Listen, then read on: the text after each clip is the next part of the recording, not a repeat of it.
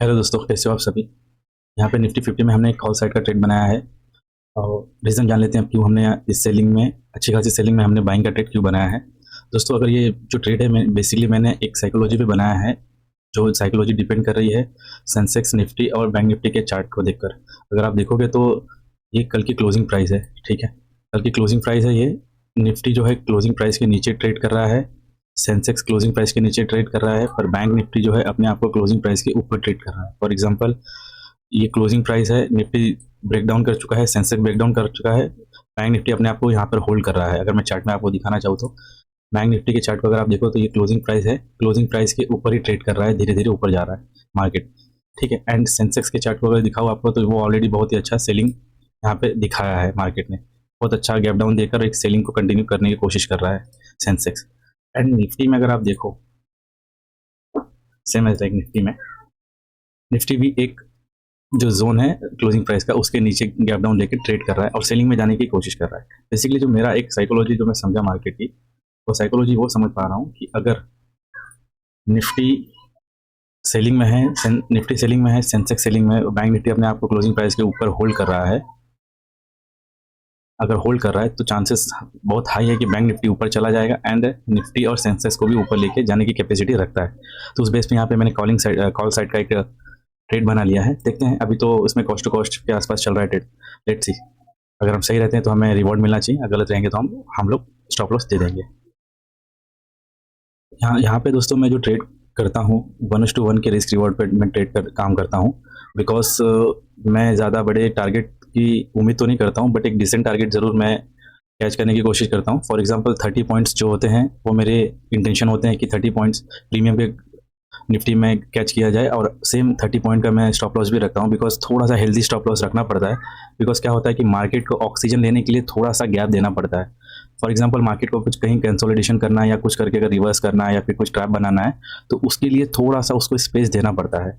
अगर वो space market को नहीं मिलेगा तो वो क्या होता है, बैक टू बैक हमारा जो है स्टॉप लॉस हंट कर देता है। यानी अगर हम छोटे छोटे स्टॉप लॉस पे जो काम करते हैं वो थोड़ा सा हल्के से कंसोलिडेशन में वो मार्केट हमें निकाल देता है।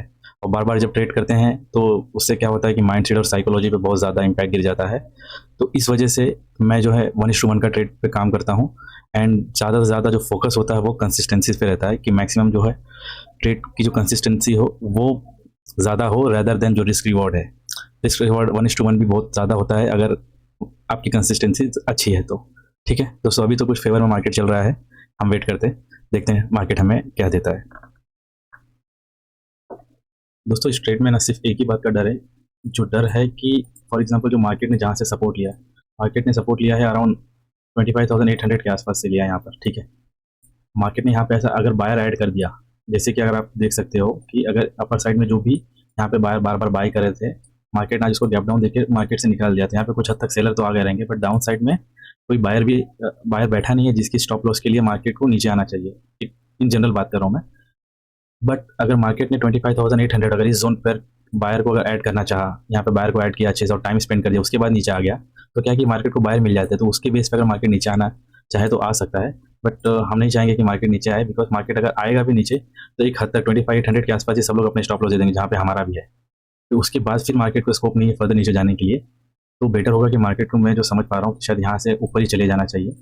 बाकी तो मार्केट पे हमारा ज़्यादा जोर तो होता नहीं है, बस हम तो प्रोबेबिलिटीज के हिसाब से अपने ट्रेड बना लेते हैं एंड बाकी मार्केट के ऊपर छोड़ देते हैं कि मार्केट एग्जैक्टली क्या करेगा फर्दर, वेट करते हैं। तो दोस्तों, यहाँ पे मैंने जस्ट ट्रेड को कट कर दिया है अराउंड कुछ 700 के लॉस में। ये जो ट्रेड है दोस्तों, अब 1 घंटे हो गए हैं ट्रेड लेकर मुझे, एंड अभी तक मार्केट ने कोई डायरेक्शन नहीं लिया है। और यानी जिस बेस पे मैंने यहाँ पे ट्रेड बनाया था कि निफ्टी क्लोजिंग प्राइस के नीचे है, सेंसेक्स नीचे है, बैंक निफ्टी अपने आप को ऊपर अपर साइड होल्ड कर रहा है, तो बैंक निफ्टी अपने आप को सेंसेक्स और निफ्टी को ऊपर ले जा सकता है।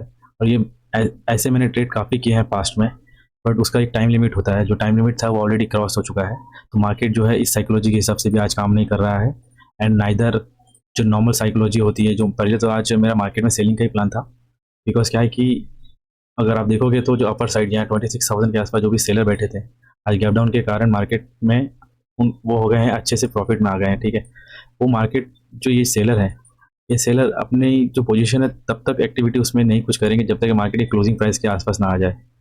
तो यानी मार्केट अगर यहाँ से अगर नॉर्मली अगर ऊपर जाता है तो यहाँ पर सिंपली है कि जो बायर है वो वो काफ़ी इजी पैसे बना लेंगे, ठीक है। मैंने जो मार्केट में जो ये लगाया था साइकोलॉजी, वो बेस था इसके बेस पे। जब मैंने मार्केट को जब ओपन हुआ एंड पाया कि मार्केट में ये जो दो इंडेक्सेस हैं वो माइनस में है और एक पॉजिटिव है, तो बेस पे ये ट्रेड मैंने प्रीवियसली भी किया है और पैसे भी बनाए हैं इसमें, बट आई थिंक मार्केट में उसमें आज एक सक्सेसफुली काम नहीं कर पाया है। बात वही हो गई कि आज कुल मिला के जो हमारी स्ट्रैटेजी थी वो नहीं चली है। सेकेंडली जो हमारी प्राइमरी जो स्ट्रैटेजी थी, जो मार्केट में कल जो प्लान बना के बैठा था, वो सेलिंग में थी।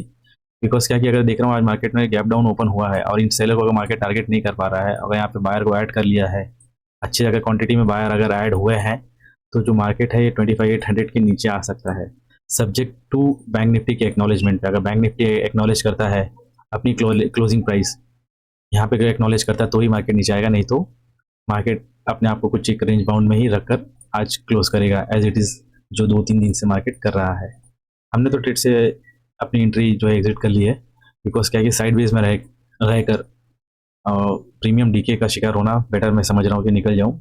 जब मार्केट वॉलेटाइल होगा तो शायद उसमें ट्रेड बना सकता हूँ तो बनाऊंगा, या फिर अभी भी मार्केट अगर कुछ वॉलेटाइल मूवमेंट करता है कुछ आधे एक घंटे में यहाँ आसपास में कुछ अलग साइकोलॉजी बनती तो उसमें एंट्री करूँगा। और एल्स आज के लिए इतना ही, धन्यवाद। तो दोस्तों यहाँ पे हमने एक सेकंड ट्रेड भी लिया था। सेकंड ट्रेड में अगर आप देखोगे तो ऑलमोस्ट हमने सेलिंग का ट्रेड बनाया था। सेलिंग का ट्रेड इसलिए बनाया था बिकॉज मार्केट जब मैंने ये फर्स्ट ट्रेड यहाँ पर मैंने कट किया अपना, बिकॉज 1 घंटे से ट्रेड मैंने होल्ड किया था यहाँ पर एंड मार्केट में कुछ रिजल्ट नहीं आया तो मैंने समझ लिया कि वापस ये मार्केट आज भी साइडवेज चला जाएगा प्रीवियस डे जैसे।